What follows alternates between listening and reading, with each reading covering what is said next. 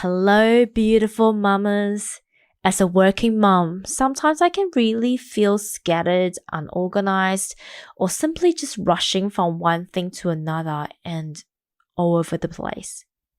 Finding time for myself and finding my sanity can almost feel like an impossible dream. Can you relate? Well, this is why I have created my free Mama's Guide to Creating Balance and Harmony as my gift to you. This guide contains my top 10 tips to creating balance and harmony in your life, as well as 3 beautiful trackers to help you get onto your journey in a fun and simple way. I have found by incorporating daily self-care routines and practices in my life for as little as 5 minutes a day, I am feeling more grounded, centered, and calm. By me tapping into my best version through these practices, I am also a better mom, a better partner, and a better colleague. Well, really, just a better human being in all the ways. So, if this sounds like something that you would like to explore, click on the link in the show notes below and download your free guide today. We were all born with the innate power of knowing and wisdom within us. The challenge for many of us is that we were taught to seek answers externally instead of searching from within. And this is the reason why so many of us find ourselves going around in circles, searching for new ways, but could never find the way. The womanly way. It's not the way. It's not my way. But it is a pathway to support all of us returning back to self, reconnect with our inner wisdom through loving ourselves, knowing ourselves, and reconnecting with ourselves. Tell me and be honest. Tell me should I've known. So we can start to find our own way as modern day women. Are you interested? Well, sit back, relax, and welcome to this amazing journey.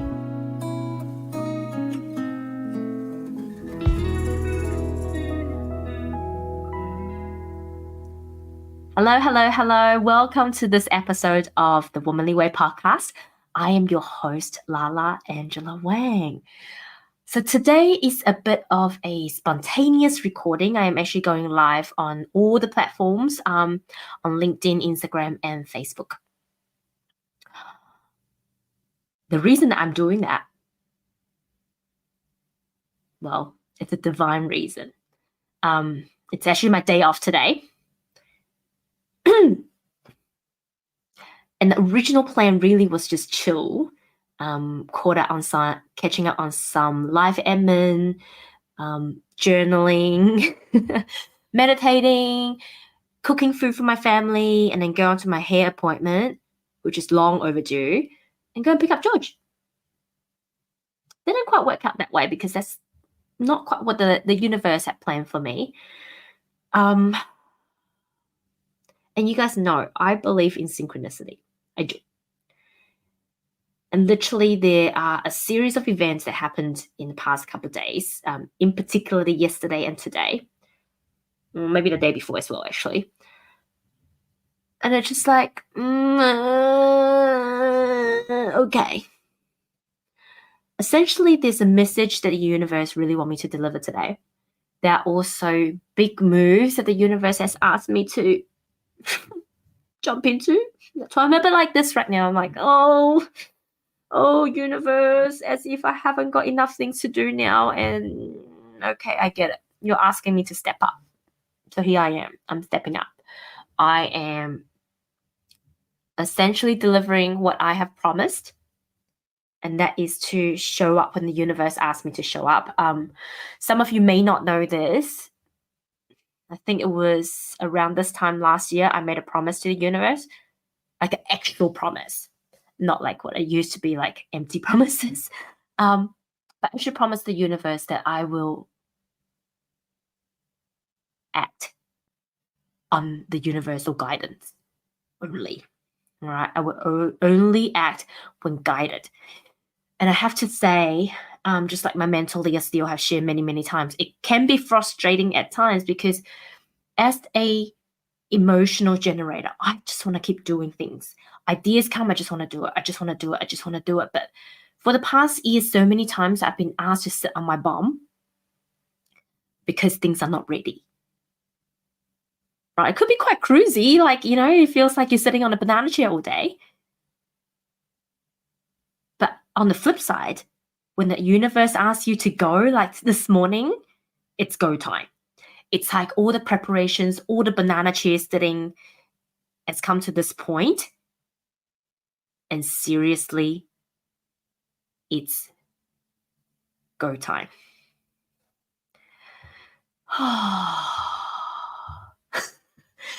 So if I sound a little bit stressed, if I'm taking plenty of deep breaths throughout today's session, it's because it's go time. And if I am completely honest, I'm freaking out. The anxiety is real. The freaking out is real. I'm shit scared because it's a big change and it really requires me to step up and put my game face, it's game on.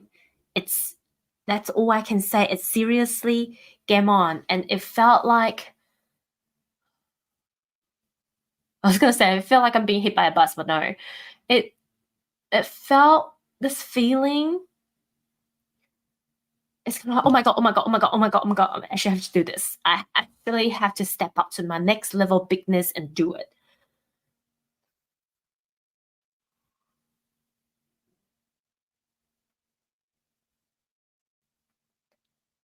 The last time I had the same feeling is when I started doing armor. I started writing armor, my book.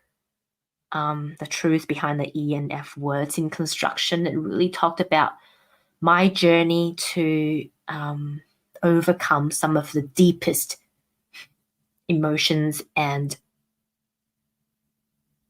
I really don't like to use the word trauma, but emotional scars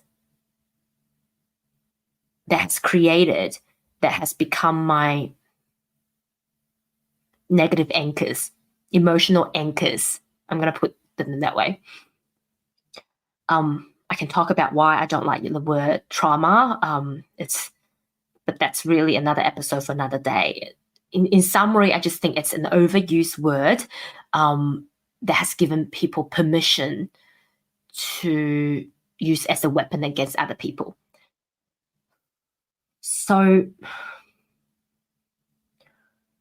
I guess to start this episode, just like the headings, I really want to ask, and sincerely, really from the bottom of my heart, how are you really doing today? A couple of days ago, I posted a post about anxiety, depression, and suicide, about how it's a thing that's really close to my heart. And ever since I post that, I have so many people coming forward, and I'm seeing so many more posts. And I guess before I posted, I realized right now, so many more of us are struggling, right? I even wrote it in the post. So many more of us are struggling, especially in the construction industry right now. Like a lot of people are losing their jobs. A lot of people are losing their life savings. A lot of people are losing their business. And when I wrote armor, the suicide rate, like death rate through suicide in construction, was about 260-ish a year. Approach 260 to 280, approaching 300. Essentially, we're losing roughly, and this is the reported cases, right? We're losing roughly a person every 2 days in our industry through suicide. Actually, it's probably more like 1.5 people, right? Essentially, we're losing 2 people every 3 days. In fact, that's probably a better way to put it.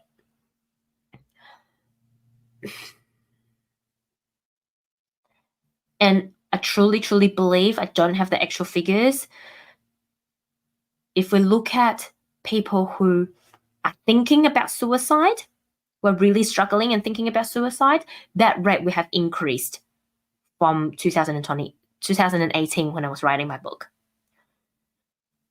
And it's due to a couple of reasons, like even just talking to my colleagues these days, like we are all struggling. Financially, it's hard, right? Everything's more expensive. I posted a story on my Instagram yesterday. Rental market price has increased by 2.7% in the last year. Okay. So for every $100 of rent a week, it's increased by 2.7. So if you're renting somewhere, it's $1,000 a week. It's now $27. I think it's actually more than that. I really believe it's actually more than that. So my rent at the moment, we've got a really good rent price in Sydney, a 3-bedroom apartment for when we signed up last year. This time last year it was $680. It was a bargain. Now we don't have aircon, so that's a downside. And it's a relatively small apartment, but it's just the right size for our family. About a month ago, my landlord wrote to us and said, your rent is increasing by $40. That is a lot. $40 a week, which equates to, by times by 4.3, it's roughly about $140, $150 a month. Right? It's about it's almost $2,000 a year. Now, in today's terms, it's a lot of money, especially if, you're just making ends meet. To pay more, $2,000 more a year, that is a lot, right? So financially, we're all struggling, which then trickles down feeling unstable, feeling unsafe. And that really could be the main trigger for emotional and mental stress, which can also trigger anxiety, depression, and suicide rate. Right? And housing is just one of it. Childcare, like worrying about your job, whether you're going to have your job tomorrow or not. This week, it has really dawned on me. Yesterday, I had a breakdown. And I thought about it. And what I realized was that the unknown, so the tipping point for me was George has truly stepped into terrible 2. And my stress tank, I truly believe all our emotions are in the one tank, right? But my tank that's full of negative emotions and mainly stress has overflown. And so by the time that he become naughty, that just tipped it. So yesterday was a difficult day for us, me having to deal with him and he having to deal with me. So I wasn't the best mum that I could be yesterday, but I did my best. But the reason that it got tipped over from my end was because our company is currently going through restructuring. And even though I know you never know 100%, right? 90% that my job is secure, that, I've built good connections within the business, there's still that uncertainty because we're also moving office next week. So as funny as it sounds, the first thing that gave me the most anxiety was where am I going to sit come that Monday once we moved? Because there are lots of moving parts in our lives right now. The last thing we want is insecurity and the unknown. Right? I know my job scope is going to change. I know, even though it's essentially me transferring to another department, the system's the same, the job description's the same, my actual role is going to change. And that in itself creates a lot of anxiety for me. Also, what has been a stable thing for me, the known, for the past 6 or 7 years, has all of a sudden become unknown. I'm going to have to work with new people, new team, perhaps new industry. I may not be able to work in the industry that I love so much that I really wanted to just work for the rest of my life. So for those of you who don't know, in construction, there are still different industries. There's industrial, there's housing, there's government work, there's infrastructure, and I work in aged care and retirement living. And that's the space that I really enjoy working in. I've established great connections in this field. So although it sounds like small change, perhaps to senior management, it's massive change for me,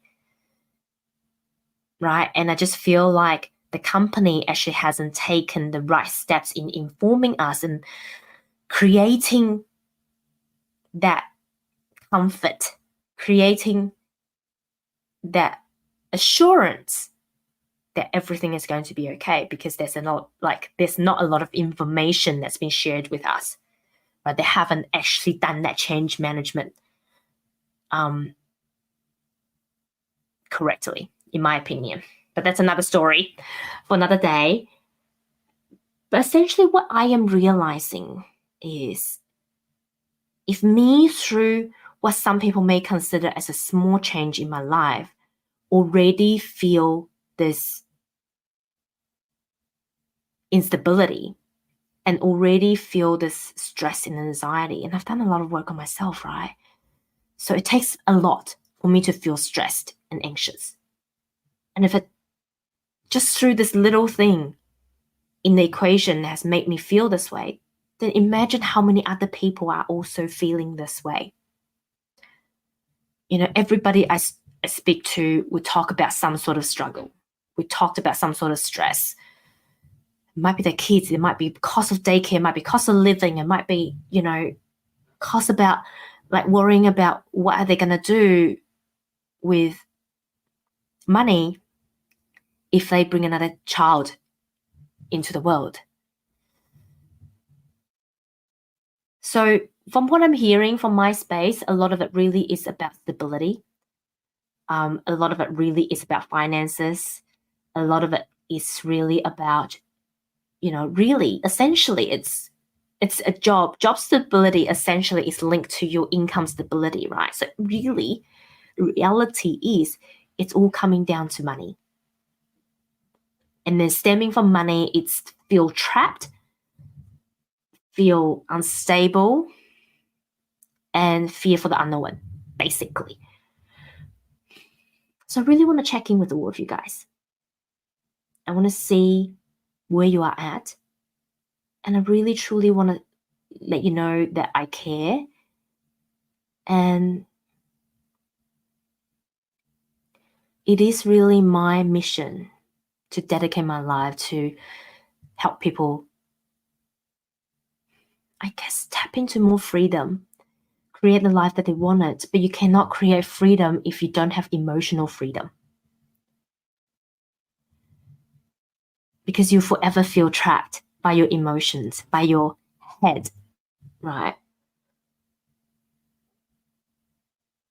And the other thing is what I have noticed, and that was really what I journaled on today, is that I don't know whether you've noticed. Have you noticed that so many of the online coaches, mentors, whether they're business coach, career coach, or success coach, has recently come out and go, by the way, I have gone through my personal dark night of the soul. I have discovered the old way of doing doesn't work anymore. Pushing essentially doesn't work anymore. The masculine, literally vibing on a masculine energy just doesn't work anymore. I'm seeing so many coaches and mentors that used to be such a, the old way of doing push,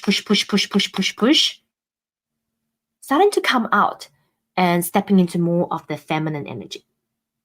Whether you're a man, whether you're a woman, I'm more focusing on the woman field.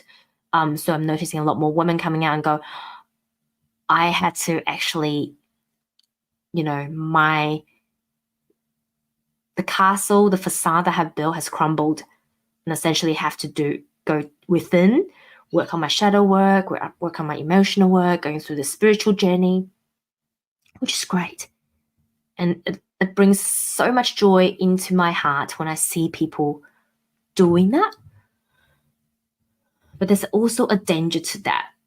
When I'm reading through those posts, I think when we are talking about emotional work, when we're talking about healing, there is a sense of responsibility. And so often people just talk about it with a broad brush and go, I've gone through healing and all healed now. Without going into the details, without going into the emotions, without going into the cause and the effect. And I truly, truly believe when you're talking about people's emotional well-being, mental well-being, and healing in any perspective. Now, healing isn't just a spiritual woo-woo thing. It can be emotional healing. It can be mental healing. Like if you're too much in your head, you may actually need to heal that. There's a reason why you're too much in your head. And we really need to go back into the core cause and effect. So often I'm seeing people going, oh, I've got a mother wound trauma, or I've got a mother wound, or I've got a father wound, and I healed it.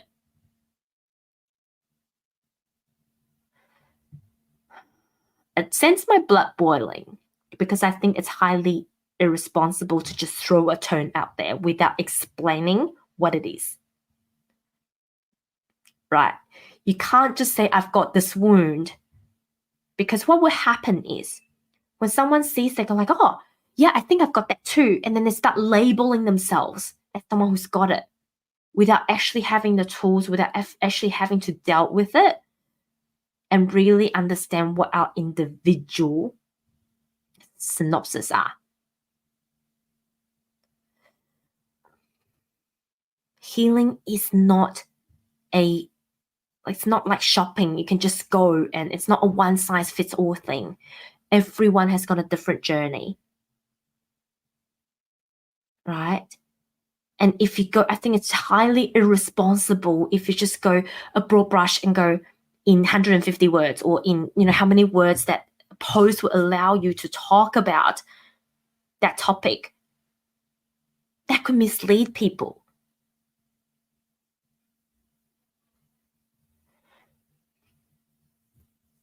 And if you then think by going through healing for, I know this is turning into a bit of rant, by having gone through your personal journey for a year, that gives you the right to start teaching those things,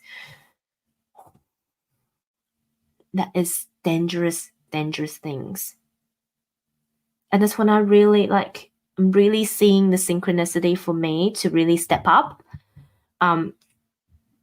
Obviously, I wrote the book back in 2018, but prior to that, I've gone through my own emotional healing process and my spiritual awakening since 2005. Right, so I've had 9 years under my belt. I've gone through and learned some modalities that I feel aligned with. But also I've gone beyond that as well. And this is another gap that I'm seeing in the healing space, is any healer can heal in their modality. And there are plenty of great healers out there. But what I sometimes find is, and this is through my own journey as well, the so-called healing sometimes left you with a feeling of emptiness. Right? I've gone out of healing sessions of like, well, what did he just do for the past hour and a half? And that was it.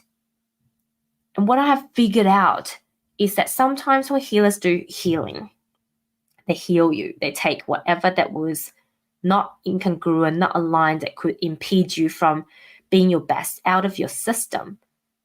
But they have not replaced it with what is going to help you.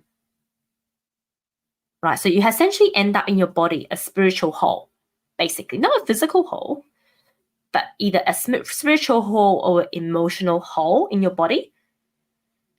And we all know our skin grow, right? Your emotions grow. But this is the problem. Just imagine when you've got a wound, an open wound that you haven't put any dressing, you haven't put anything covering it to allow it to heal over time.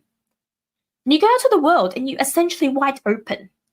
And when you're wide open, what is going to happen is all these other things are going to come. They could be positive, they could be negative. You just literally open, go, I'm open, come into me and fill me up. This is what happened, right? So you could be very immediately filled up with things that are not good for you again. Or you could feel empty for a little while and then you're like, oh, I want to hit that high again. You know, if you got a high from that healing, you feel great, you're on top of the world. You might be like, oh, actually, I'm not feeling that again. You might go back. You might find another way of healing. And that's what I call a healing addiction. You're essentially going in that loop over and over and over and over and over again. So really what the right way of doing it is when you have done a healing session, and this is all of the people that I go to for my own healing and for my client, there's always integration period. There are always homework that you have to do after your healing session, right? You don't just go heal and do nothing. There's always action attached to it, right? Whether it be you have to eat green, drink plenty of water, sitting on ground, do journaling, change the way that you know, it might be affirmation. You need something to switch to fill in that gap. And sometimes even it's like when you take something out of your body, sometimes in, you know, the healing session will ask you to fill it up with love and light, with love, with light, with acceptance, with whatever that your body needed at the time. So you don't go out to the world fully open. And the other thing is sometimes people, you know, when you go through massages and if you get out of a room too quickly, you feel like you're kind of naked even though you're dressed. That's that, because your aura is essentially open. Whoever opened you up, because in order to receive healing, you need to be opened up. Whoever opened you up did not close you up. Right? So can you see how dangerous it is? You're essentially replacing one addiction with another. It might be a success addiction. It might be a, you know, keep doing things addiction. It is an addiction to always be on. And that's all a category under success addiction, because you constantly achieve, like you're seeking that success, you're seeking that acknowledgement, you're seeking that, yes, I did it. So essentially we're replacing one addiction with another because the wound we're never allowed to heal, we're never protected during that healing process. And you're constantly seeking that new hit, right? And that defeats the whole purpose of healing, because the whole purpose of healing is that you no longer feel the need to go for that hit. It's bringing you to a state of stability, harmonizing, that you don't need the spike in the hit to keep you going.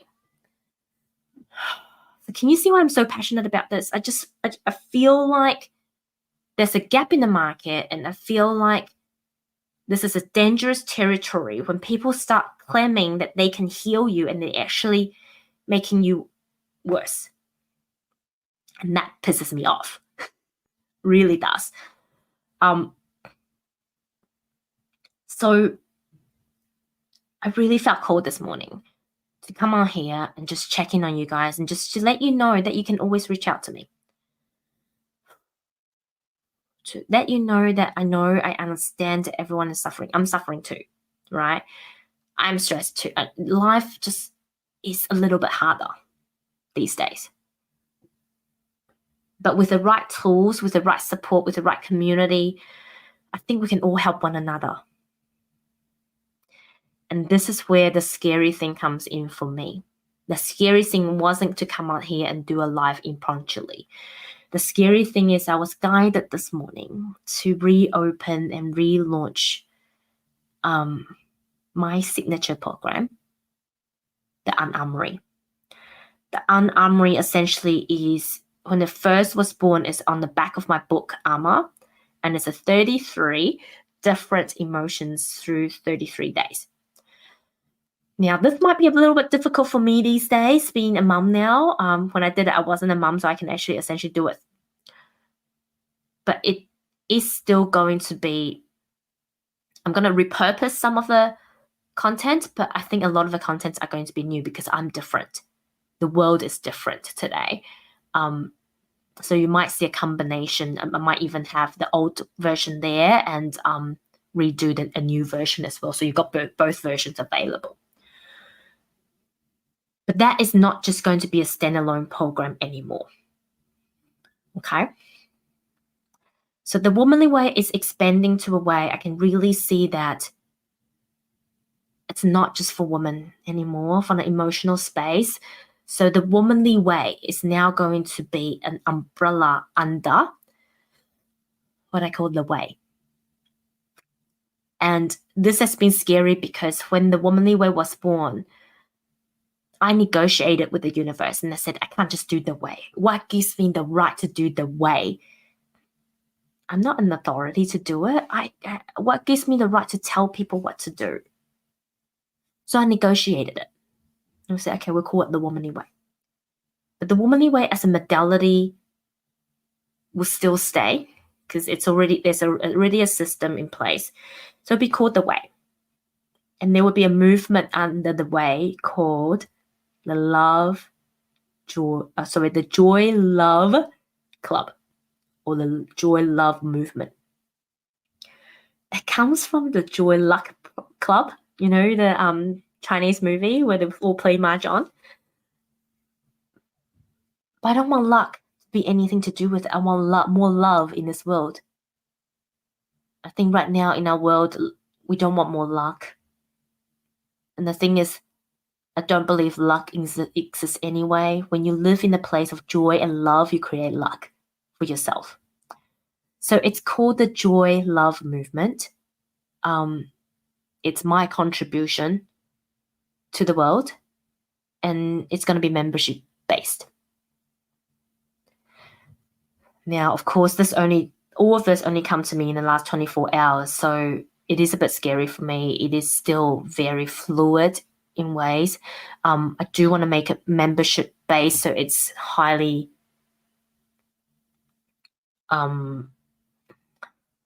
I guess affordable, because I do realize that, you know, we just talked about, you know, financial stresses.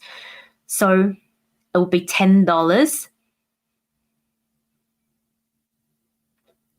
$10 USD a month. So that would equate to less than $20. It'll probably be about $18 Australian. So it's still very affordable. And the reason I want to make it USD is because I also know that there's a lot of people around the world that are also following me. So I want to make it easy for everybody.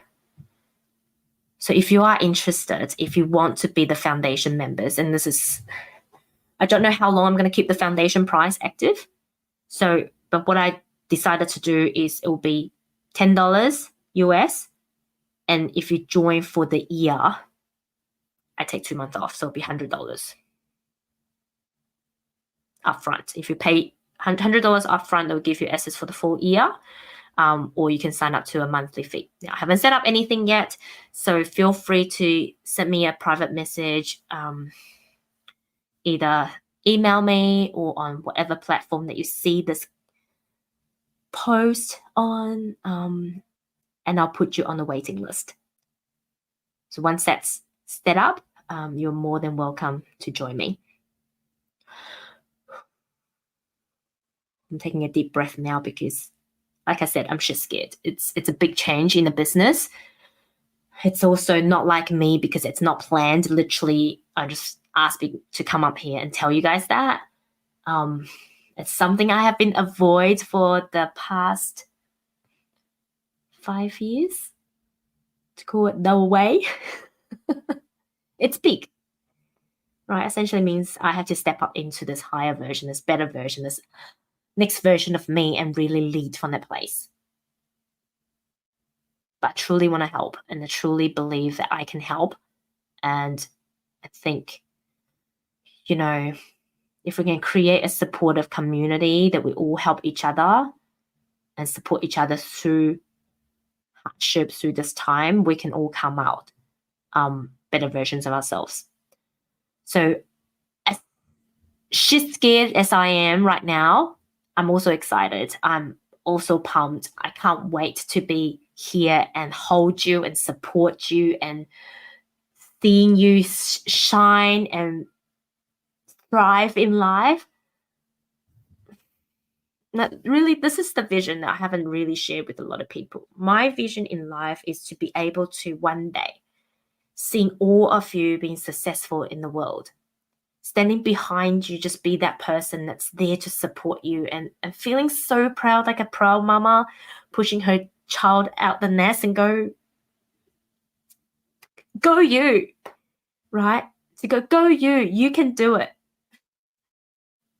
You've got all the skills. I'm proud of you and you're ready. To be able to see all of my students, all of my mentees being able to do that and thrive in life, that gives me joy. That allows me to continue to step up to be the best version of me. And that will just make me so happy. And that is really my big why to start up the Joy Love Club. That's the essence of the Joy Love Club. And I look forward to welcome every single one of you into this space and support you in whatever way that I can. As per usual, love you all so, so, so much. And please remember, if you feel at any way stressed, anxious, and need a support, or even if you're like, I don't know, I really don't feel, I can't find the reason to live anymore, before you make that decision, please come and have a chat, right? Please come and have a chat. You don't have to come and talk to me. You can go and talk to whoever you want. But just make sure that that person has your best interests at heart. Love you all so, so, so much. Have a lovely Friday or Thursday, depending on which part of the world you are. And enjoy your weekend. Make sure you do something meaningful that's going to bring you joy and love and with the people that you love.